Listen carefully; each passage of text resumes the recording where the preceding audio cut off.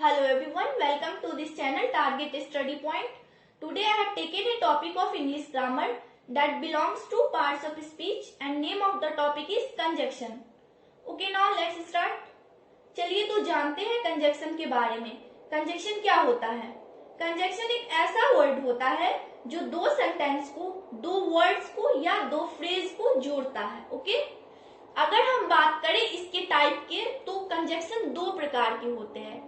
पहला होता है सिंपल कंजक्शन और दूसरा होता है कंपाउंड कंजक्शन। सिंपल कंजक्शन एक ऐसा कंजक्शन होता है जो एक वर्ड की बात करता है, जैसे and, since, because, as, to, for, that, as soon as well as long as for as. ये होते हैं सिंपल कंजक्शन जो सिर्फ एक वर्ड के होते हैं। ओके, अगर हम बात करें कंपाउंड कंजक्शन की तो कंपाउंड कंजक्शन होते हैं neither, nor, not, only, but, also, no sooner, then, so, that, hardly, when, both, and, though, although, yet. ये होते हैं कंपाउंड कंजक्शन। स्टार्ट करते हैं। सबसे पहले बात करते हैं एंड की। अगर देखिए, अगर हम एंड की बात करें तो एंड को दो प्रकार से यूज किया जाता है। पहला जो एंड का यूज है वो आप सभी जानते हैं, और को दिखाने के लिए। जब भी हम और लगाते हैं तो उसको दिखाने के लिए एंड लगाते हैं। ओके, जैसे मैंने बोला Ravi plays cricket, Raju plays cricket. दो हम लोग के सामने दिखाई दे रहे हैं सेंटेंस, इसको एंड से जोड़ना है। तो रवि भी क्रिकेट खेलता है और राजू भी क्रिकेट खेलता है। आंसर होगा Ravi and Raju play cricket. इसमें एस हमको हटाना पड़ा क्योंकि रवि और राजू दो बन के एक प्लुरल बन गया, और प्लुरल के साथ हम सबको पता है कि एस या एस नहीं आता है। आगे हम बात करते हैं एंड की। अगर हम दूसरे एंड की दूसरे यूज की बात करें तो एंड का दूसरा भी यूज होता है। पॉजिटिव रिजल्ट को दिखाने के लिए एंड का प्रयोग किया जाता है। ओके, पॉजिटिव रिजल्ट क्या होता है? देखिए, जैसे आपने कोई काम किया और उसका रिजल्ट जो है वो अच्छा निकला, उसको बोलते हैं पॉजिटिव रिजल्ट। जैसे he worked hard, he good past.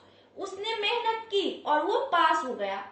हम समझ गए कि ये पॉजिटिव रिजल्ट है और एंड का प्रयोग होना ही होना है। ओके, जैसे इसका अगर हम आंसर बनाए तो आंसर होगा he worked hard and good past. क्यों? क्योंकि इसमें पॉजिटिव रिजल्ट आया है। ओके, आगे हम बात करते हैं बट की। तो बट का नेगेटिव रिजल्ट दिखाने के लिए होता है। अभी हम पॉजिटिव रिजल्ट की बात कर रहे थे, अब हम नेगेटिव रिजल्ट की बात कर रहे हैं। ओके, जब भी हम नेगेटिव रिजल्ट की बात करेंगे आंसर हो जाएगा बट। जैसे उसी सेंटेंस को हम दोबारा से लेते हैं, he worked hard, he good failed. इस बार क्या हुआ? वो फेल हो गया। उसने मेहनत तो की लेकिन फेल हो गया। तो आंसर होगा he worked hard but good failed. इस तरह से हम लोग बट का प्रयोग करते हैं। ओके, आगे बढ़ते हैं। अगर हम बात करते हैं सिंस की तो सिंस को भी दो तरह से प्रयोग होता है। सिंस का पहला प्रयोग जब कभी भी हम लोग जब से या तब से को दिखाते हैं उसको दिखाने के लिए हम लोग लगाते हैं सिंस। पहला प्रयोग है। ओके, जैसे इसमें अच्छी बात यह है कि जब कभी भी आपको ऐसा क्वेश्चन आएगा तो पहले प्रेजेंट परफेक्ट लगाना है, उसके बाद सिंस लगाना है, उसके बाद पास्ट इंडेफिनिट लगाना। ओके, जैसे क्वेश्चन ले लेते हैं, he has not talk to me since he come from abroad. दो क्वेश्चन है, इसमें पहला है प्रेजेंट परफेक्ट में और दूसरा है पास्ट इंडेफिनिट में। इसको जोड़ना है। इसमें जब से या तब से के सिंस जाएगा। जैसे इसका आंसर बनेगा he has not talk to me since he come from abroad. उसने मुझसे बात नहीं की है जब से वो विदेश से आया। ये है हमारा सिंस का पहला प्रयोग। ओके, अब बात करते हैं दूसरे प्रयोग के बारे में। तो सिंस का दूसरा प्रयोग जब भी हम हम लोग जब कभी भी हम लोग चूंकि दिखाते हैं, जैसे मैंने बोला चूंकि वो गरीब है लेकिन वो दान देता है। अब इसी को मैं इंग्लिश में बोलूं तो दो सेंटेंस सामने आएंगे। पहला है ही इज पुअर और दूसरा है ही डोनेट्स, वो दान देता है। तो आंसर क्या होगा? सिंस ही इज पुअर, चूंकि वो गरीब है लेकिन वो दान देता है। He is poor he donates, मतलब ही कुछ भी डोनेट्स करता है तो उसको दिखाने के लिए हम लोग लगाते हैं सिंस का प्रयोग। ओके, आगे बढ़ते हैं। अगर हम बात करें बिकॉज की, तो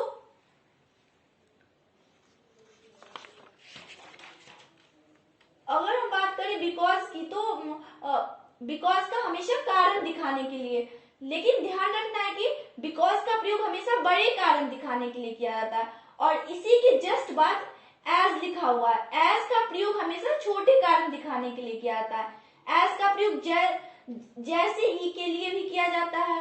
यहाँ पे हम कारण की बात कर रहे हैं तो बड़ा कारण को दिखाने के लिए बिकॉज और छोटे कारण को दिखाने के लिए एज। क्वेश्चन ये उठता है कि बड़ा कारण क्या होता है? तो देखिए, जिसके बिना कोई कार्य संभव नहीं हो वो बड़ा कारण होता है और जिसके बिना कार्य संभव हो जाए उसको हम लोग छोटे कारण बोलते हैं। जैसे एग्जाम्पल है he did not attend class, he was ill. इसमें हम देख रहे हैं कि उसने क्लास नहीं कर पाया क्योंकि वो बीमार था। अब बीमार होना एक बड़ा कारण है, इसलिए इसमें बिकॉज का प्रयोग होगा और आंसर हो जाएगा he did not attend the class because he was ill. यहीं पर अगर मैं दूसरा सेंटेंस बोलूं, he did not attend the class, he get up late in the morning. इसमें अगर हम बात करें तो इसमें छोटा सा कारण है कि वो लेट उठा। क्यों लेट उठा, वो उसकी दिक्कत है। तो आंसर होगा he did not attend the class as he get up late in the morning. Okay, इस तरह से ये बिकॉज और एज का ये अंतर है। ओके, आगे बढ़ते हैं। अब हम बात करते हैं टू और फोर की। देखिए, टू और फोर का प्रयोग हमेशा पर्पस दिखाने के लिए किया जाता है, लेकिन आपको ध्यान रखना है कि टू के साथ हमेशा वर्ब की फर्स्ट फॉर्म और फोर के साथ वर्ब की फर्स्ट फॉर्म में आईएनजी का प्रयोग किया जाता है। ओके, लेकिन दोनों में पर्पस दिखाने के लिए प्रयोग होगा। तो सीधी बात ये है कि जैसे क्वेश्चन आया he went to Delhi, he appeared in an interview. वो दिल्ली क्यों गया? क्योंकि उसका उद्देश्य, उसका पर्पस है इंटरव्यू में अपीयर होना। तो टू से अगर हमें बनाना है तो आंसर होगा he went to Delhi to appear in an interview. इस तरह से हम लोग टू से बना सकते हैं। ओके, और हम बात समझ ही गए होंगे कि फोर के साथ हमेशा वर्ब की फर्स्ट फॉर्म में आईएनजी आता है। Okay, so thanks for watching my video. अगर आपको ये वीडियो पसंद आई हो तो लाइक करना मत भूलिएगा और चैनल को ज्यादा से ज्यादा शेयर कीजिएगा। Thank you.